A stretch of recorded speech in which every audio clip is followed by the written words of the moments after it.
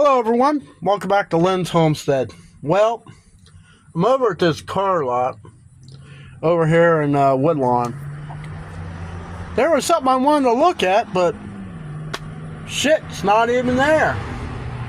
They had these trucks for sale, and I go, you know what? They're regular cab, but I wanted to look at them. Hey, lo and behold, I'm sitting in one, and you know, there is a lot more leg room in this thing compared to my old truck. So we're going to do a quick video while I'm over here. We're going to look around these trucks, and let's see, this one doesn't have air conditioning. So let's take a quick look at this truck on the inside. I want to get a picture of the number because I want to talk to the guy. So let's get going here. So here we are. Of course, there's no key. I can't see how many miles is on this thing. So it's got the same gauges like in my SUV. Now this is a GMC. It's even got a little vacuum gauge. Now evidently this thing used to be a U-Haul. Here's the number. I mean, it's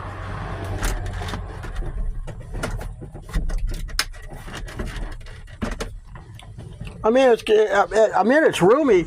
The one thing I like is how you can get to the engine. It's got like the little doghouse in here. Park and brake. Seems to work. Power source, cup holders. It's missing a lot of parts. It's gonna need work. A lot of work. So let's see here.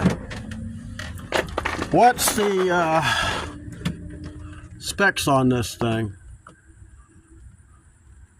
Looks like it's got GVWR, 20,000 pounds. So it is under a CDL.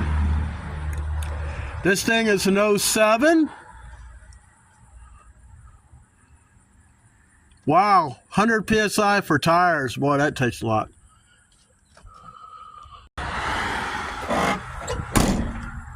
I think this would be considered a top kick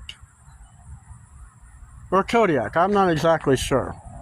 Big ass fuel tank.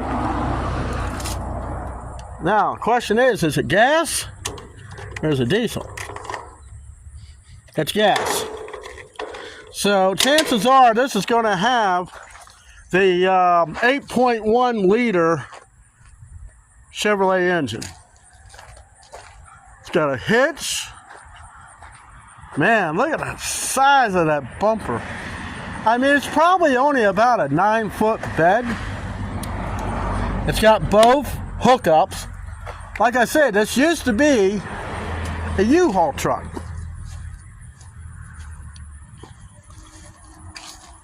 Let's take a look at the engine. Okay guys, I did a measurement on this truck. It's 21 foot long. That tank is roughly, I want to say that's probably about a 50-gallon tank. That's a lot of gas. It's not too bad to get in as far as rust. It don't really have rust that I can see on the cab.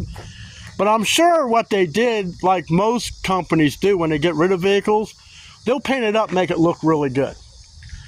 Tires don't look too bad, considering. It has a 12-foot bed. That is a non-dumping bed, by the way. I mean, I have a flatbed on farm trucks, so, this wouldn't be too bad. I have to figure out how to put some tie downs on it. Probably make something for it.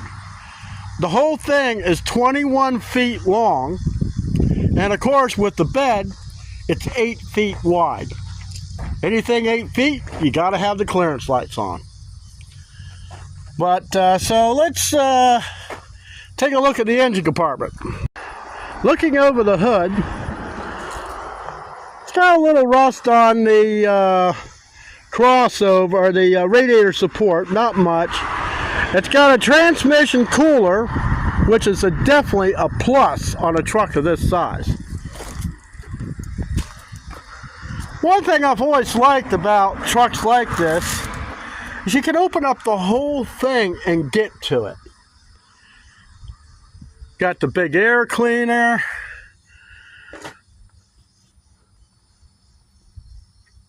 Most likely is the 8.1. Funny as may seem, it's got an air compressor in there for air conditioning. Whether it works or not, the master cylinder, the power steering reservoir, engine oil fill, dipstick for the engine, dipstick for the transmission. This should have a 6-speed Allison automatic transmission, which the Allison has always shown to be a lifelong transmission. Some of these newer trucks that you spend $100,000 on, they always seem to have more problems than you care to have. Here's for the washer.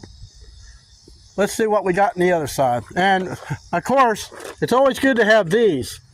There's a company I used to drive for. I had to open up this big W900 Kenworth hood.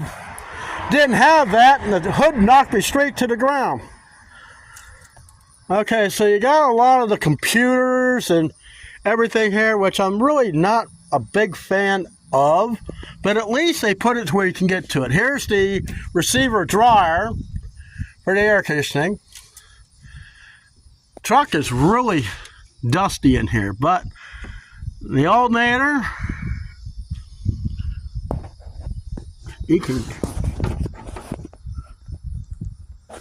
spark plug.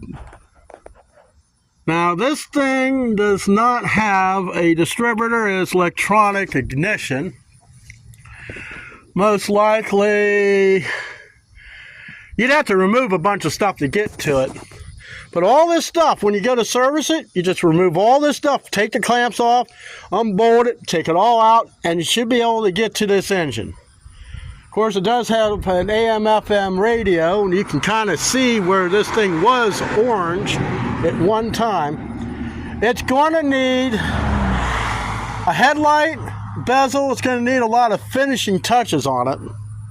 I mean, depending on what they want for it, what would it cost for license? What would it cost for insurance? It really all depends on what anything would be before I'd even consider one of these trucks. Now here they took, I'm taking a guess, the granddaddy of the grandma's attic off, because that's a 28-foot box that was cut down to a flatbed. Now Rick Retta Auto Sales is the one that has that. It's off Highway 233 in Woodlawn, Tennessee. I really would like to have had one. They had it listed on Facebook Marketplace. It had a bed. That was kind of what I was hoping to find here today. But like everything else, you know, I travel 60 miles and not here. Now, if you need bare frame, you want to, I don't know, put a camper on it. They got plenty of these. But I really don't want nothing that big. I would have liked to have the one with the 8-foot bed on it. But can't have everything. But anyways, that's what I wanted to show you in this video today. I'm out and about. I'm going to be heading into Clarksville and checking out some farm stuff. See you next time.